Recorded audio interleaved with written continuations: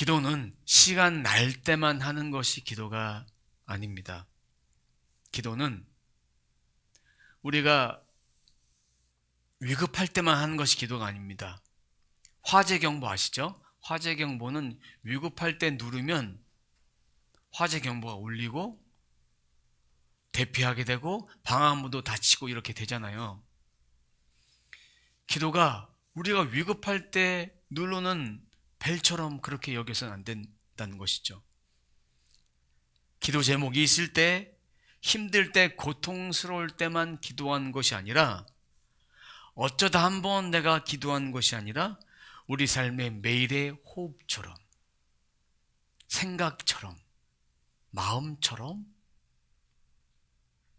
계속해서 우리 안에서 기도가 흘러야 되고 주님과 교통하는 삶을 살아가야 됩니다. 오늘 말씀이 그런 뜻에서 바울이 데살로니가 교회 성도들을 향해서 전한 메시지입니다. 다시 한번 읽어보도록 하겠습니다. 항상 기뻐하십시오. 끊임없이 기도하십시오. 모든 일에 감사하십시오. 이것이 그리스도 예수 안에서 여러분에게 바라시는 하나님의 뜻입니다. 이것을 개역개정 성경으로 한번 읽어보도록 하겠습니다. 항상 기뻐하라. 쉬지 말고 기도하라. 범사에 감사하라. 이것이 그리스도 예수 안에서 너희를 향하신 하나님의 뜻이니라. 명령형으로 권면하면서 기도한 것은 명령이다. 기뻐하라. 기도하라. 감사하라. 이렇게 명령형으로 오늘 말씀해 주고 있습니다. 이 데살로니가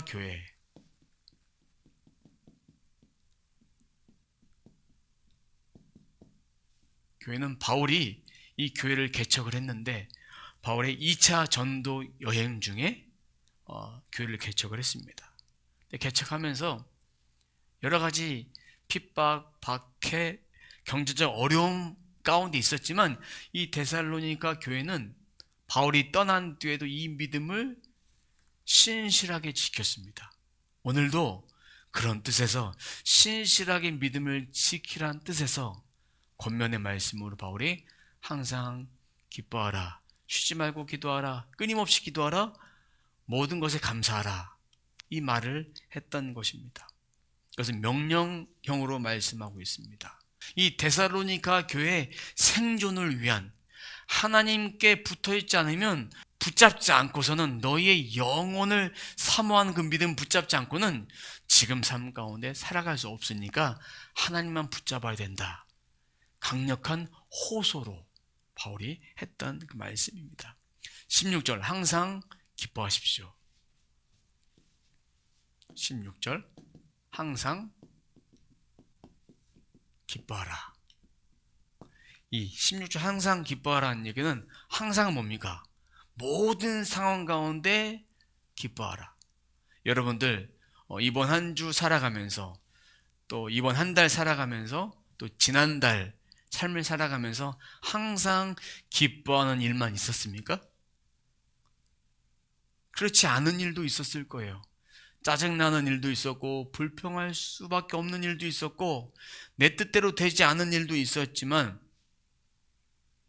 그때마다 항상 기뻐할 수 있는 이유는 내 환경이 기뻐할 상황이고 좋은 상황이기 때문에 기뻐하는 것이 아니라 이거는 이 안에서 예수 믿는 자에게 주시는 하나님 평강 안에서 그리고 생수의 강이 흘러넘치는 이 배의 깊은 그곳에서 흘러나오는 기쁨으로 기뻐해라. 이 기쁨에는 예수님이 주시는 기쁨이 있었습니다. 하나님을 믿는 그 믿음으로 고백하는 항상 기뻐하라. 충만한 자에 주신 그 기쁨으로 기뻐하는 거예요. 기뻐하는 거예요. 그 기쁨이 항상 기뻐하라. 이 말씀이에요. 기뻐할 수 없는 상황 속에 기뻐하는 거. 내 안에서 흘러 넘치는 그 기쁨을 통해서 고백해라. 두 번째는 끊임없이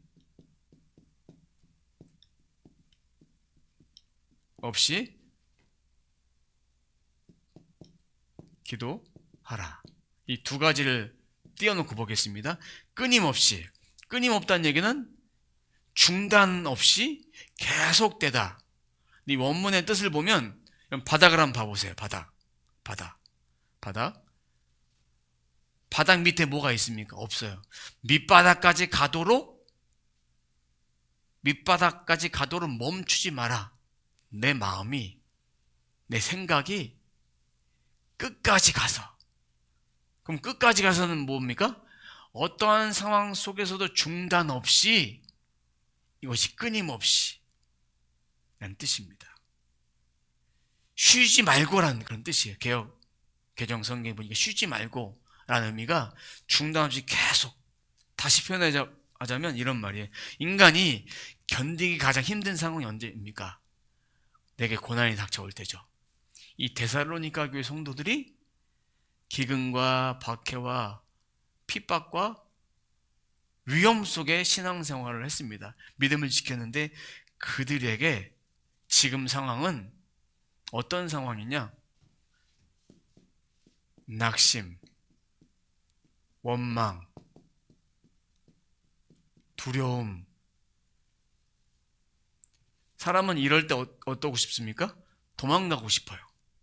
상황이 너무 힘들면 동굴 속으로 들어가고 싶습니다. 여러분 각 사람들도 인생이 참 힘들 때 다 포기하고 싶을 때가 있을 거예요. 힘들어서. 그 상황 속에서 바울은 데살로니가 교회 성도들에게 끊임없이 가장 힘든 상황 가운데 끊임없이 뭐 하라고 했어요? 기도하라. 기도해라. 하나님을 붙잡아라. 그럼 이런 상황 속에서는 어떤 기도가 나옵니까? 하나님 도와주세요라는 기도도 나오지만 바울은 너희들의 상황을 없애달라는 기도가 아니라 하나님 역사해 주세요. 하나님의 뜻에 맞는 기도를 저희들이 드리기 원합니다. 내 필요를 채우는 간구의 기도를 하라는 것이 아니라 힘들고 어렵지만 하나님이 지금 이곳에 오셔서 하나님의 뜻을 펼쳐 보여주옵소서. 제가 나라를 위해서 기도할 때 하나님, 이 땅에 하나님의 공의를 드러내 주옵소서 이렇게 기도합니다. 그리고 누군가의 기도 제목 부탁받으면 하나님, 이 인생 가운데에 하나님의 뜻이 드러나도록 밝은 빛을 비춰주시옵소서. 이 사랑하는 아들과 딸의 기도 제목이 이것입니다. 그런데 주님, 이 기도 제목보다는 하나님이 하나님 되게 하나님을 아버지로 고백할 수 있는 귀한 아들과 딸 되게 해 주옵소서. 이렇게 먼저 기도를 합니다. 그럼 이런 상황, 끊임없이 기도하라. 이런 상황 속에서 낙심, 원망, 두려움이 있다. 그런 상황 가운데 하나님의 뜻을 구한다는 얘기는 내 의지랑 상관없는 거예요. 그럼 여러분 몸 안에 내 의지랑 상관없이 뛰는 것이 있습니다. 심장, 맥박. 내 의지랑 상관없이 호흡은 항상 숨 쉬고 있습니다. 그것처럼 기도란 것은 호흡인 거예요. 끊임없이 기도한다는 얘기는 심장처럼, 내 호흡처럼 24시간 계속 뛰어야 되는 거예요. 근데 이들은 이런 낙심, 원망, 두려움 상황 가운데도 하나님께 기도하는 거예요. 하나님께 심장처럼, 호흡처럼 뛰도록 어떠한 상황 때문에 기도하는 것이 아니라 지금 하나님께 엎드리라는 거예요. 엎드리라는 거예요. 왜 바울이 이런 얘기했냐면 유대인들 문화에 어떤 문화가 있었냐면 하루에 아침, 오후, 저녁에 3번 기도를 해요. 그럼 우리는 식사할 때 아침, 점심, 저녁 먹을 때 기도를 합니다. 바울이 끊임없이 기도하라는 그 내면 그 가운데는 아침, 점심, 저녁 언제든지 내가 하나님께 기도하라. 24시간 기도하라는 의미가 아니라 24시간 하나님과 함께 하라는 그런 의미입니다. 기도하라는 것이. 이해되셨죠? 끊임없이 기도하라는 것은. 1시간, 2시간, 3시간 기도하라 그런 의미가 아니라 끊임없이 주님과 연결돼서 항상 기도하는데 힘써라 라는 그런 의미입니다. 18절 모든 일에 감사하라. 개역개정에는 이 모든 일을 범사에 이렇게 표현합니다. 범사에. 그 모든 일에 감사한다는 얘기는 믿음의 고백이에요. 어려움이 있을 때 감사라는 얘기예요. 어려움을 대입해 본다면 낙심, 원망, 두려움, 핍박, 어려움이 있어도 감사해라. 하나님이 내게 응답 주셨을 때만 감사하는 것이 아니라 응답을 주지 않아도 감사해라. 이 이야기는 데살로니가 교회 성도들에게 말한다면 아까 항상 기뻐하라는 얘기는 어디서 나온다고 했어요? 심령 깊은 곳에 한다고 했어요. 그리고 끊임없이 기도하라는 얘기는 모든 상황이 아니라 끝까지 기도를 놓치지 마라. 이런 상황 가운데 그럼 모든 일에 감사하라는 얘기는 이 내 영혼 깊은 그곳에서 감사가 흘러넘치는 거예요. 감사하기 위해서는 내가 하나님의 은혜로 예수 그리스도를 통해서 구원받았다. 이 사실이 감사한 거예요. 내가 숨쉬고 있으니 감사합니다. 내가 심장이 뛰니 감사합니다. 내가 먹을 수 있는 밥이 있으니 감사합니다. 굶지 않게 하시니 감사합니다. 잠을 잘 수 있는 집을 주시니 감사합니다. 헐벗지 않고 옷을 주시니 감사합니다. 이 모든 것이 감사거리가 된 거예요. 그럼 여기서 한 단계 더 나가면 지금까지 지켜주신 것에 대한 감사. 인도해 주신 것에 대한 감사. 베풀어 주신 것에 대한 감사. 생각해 본다면 우리 안에 감사가 얼마나 많겠습니까? 감사가. 그럼 이 감사에는 두 가지를 감사해야 됩니다. 하나는 예수 믿는 자와 예수 믿지 않는 자가 동일하게 받는 은혜가 있습니다. 그것을 신학적 용어로 일반 은총이라고 합니다. 모든 것을 누리게 하셨습니다. 그 중에서 우리 눈으로 볼 수 있는 온 천지 만물, 천지 창조를 통해서 모든 사람이 것을 누리게 하셨습니다. 그리고 모든 사람에게 일할 수 있는 직장도 주시고 또 우리의 몸, 예수 믿는 자는 믿지 않는 자는 모두에게 다 이 몸을 가지고 육신의 몸을 갖고 살게 하셨습니다.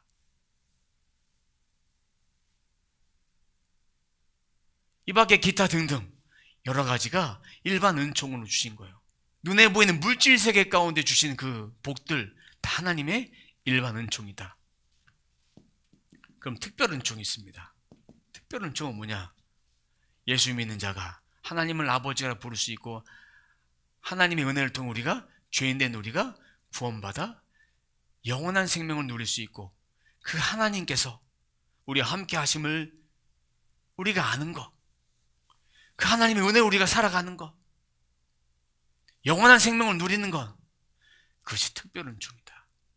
이 모든 은총도 우리는 다 누리고 있습니다. 예수 믿는 자는 다 누리고 예수 믿지 않는 자는 이 일반 은총만 누리고 있습니다.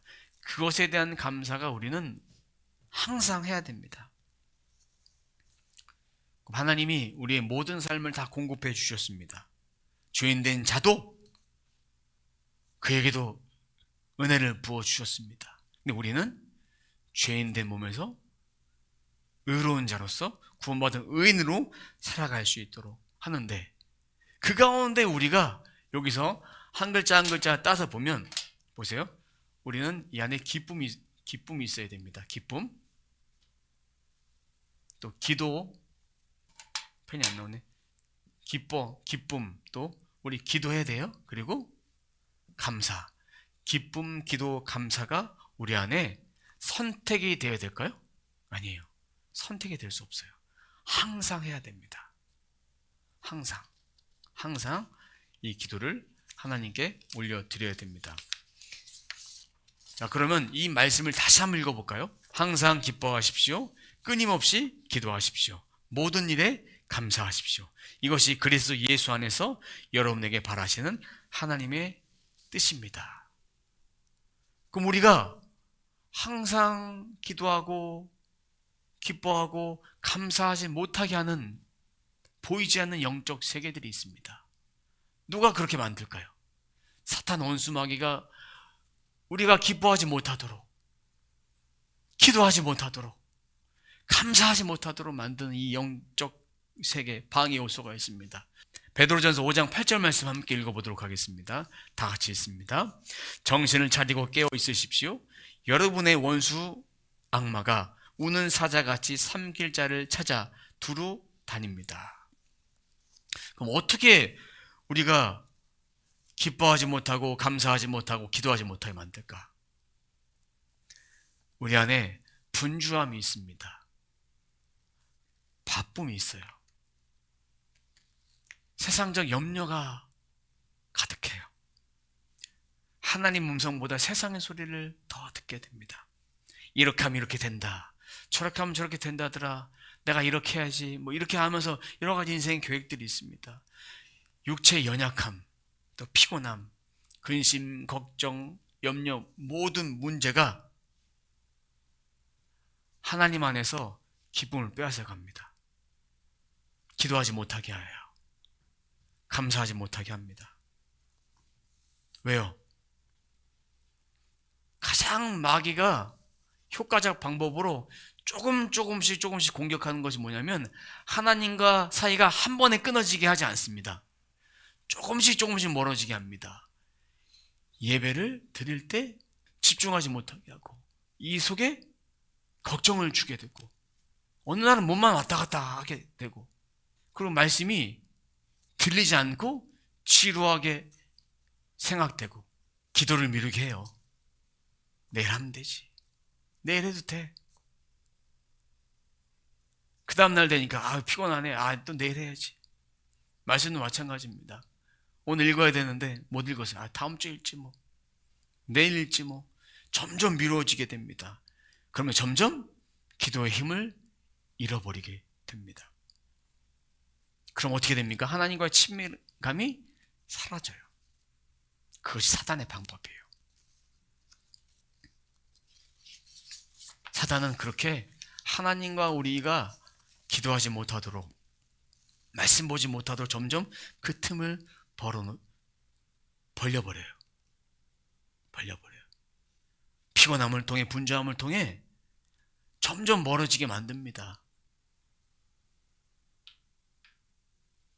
두 번째는 바쁨과 마음의 분산. 바쁘면 어떻습니까? 분주하고 바쁘니까 마음에 기쁨도 잃고 평안도 잃어버려요. 바쁘면 바쁠수록 하나님께 기도할 수 있는 시간이 점점 줄어든다는 거예요. 일은 점점 많아진다는 거예요. 우리를 지켜줄 수 있는 안전장치가 바로 기도, 이 말씀이에요. 근데 이거를 하지 않으면 우리 안에 삶의 균형을 붙잡아주는 그 장치가 소멸된다는 것입니다. 그래서 매일 말씀을 읽고 기도하는 시간이 참으로 중요하다. 제가 도표를 한번 만들어 봤습니다. 도표 한번 띄워주세요. 도표를 만들어 봤습니다. 여기 보시면 기도와 말씀이 나의 삶에 주는 영향, 이 표가 보이시죠? 여기 표가 보이시는데 위에는 영적 성장 구간이 있습니다. 밑에는 영적 침체 구간이 있어요. 그럼 영적 성장을 이룰 수 있는 방법은 뭐냐?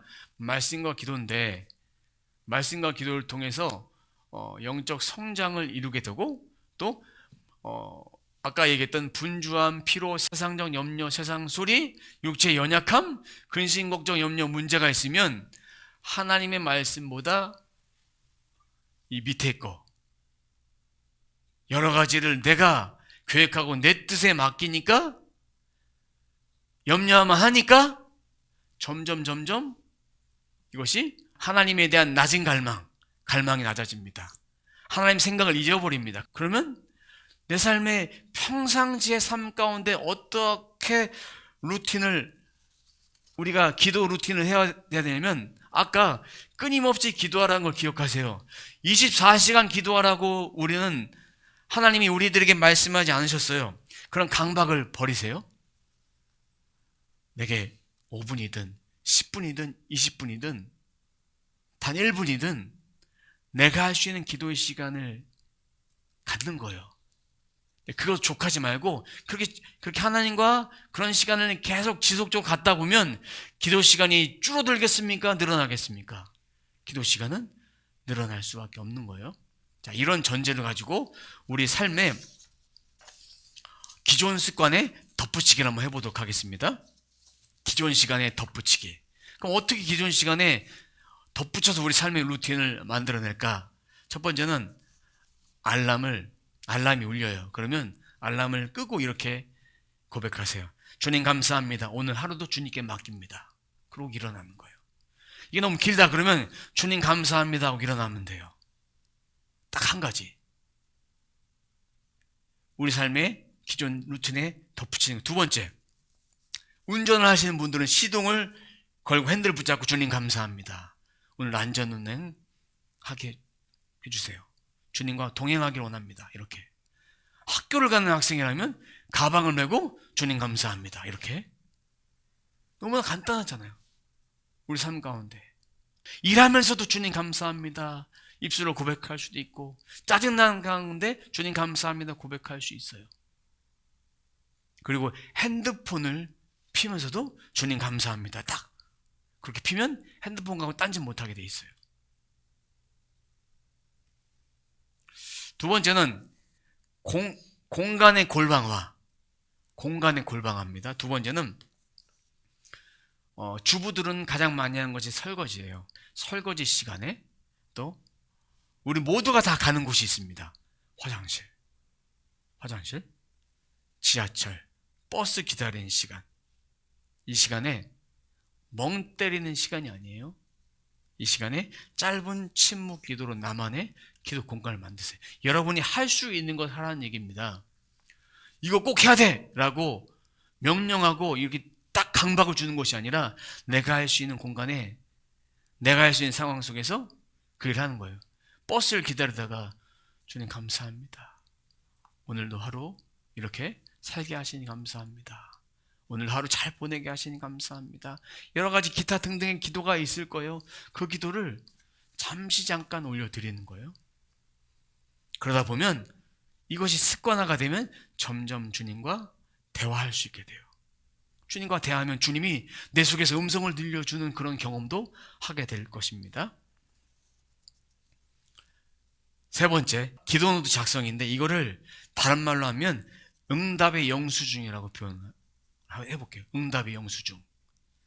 날짜, 기도 제목, 응답한 날짜를 기록하면 먼 훗날에 사탄이 나한테 의심을 가져다 주게 될 때가 있어요. 하나님은 살아계시지 않아. 너에게 해준 것이 무엇이 있어? 너를 이렇게 하나님 방치해 두시냐? 이렇게 우리를 계속 공격할 때 강력한 증거가 됩니다. 하나님이 몇 월 며칠 나에게 이런 은혜를 베풀어 주셨어. 사단마귀, 원수마귀, 너는 예수의 이름으로 꺼져. 하나님은 나와 함께 하시는 분이야.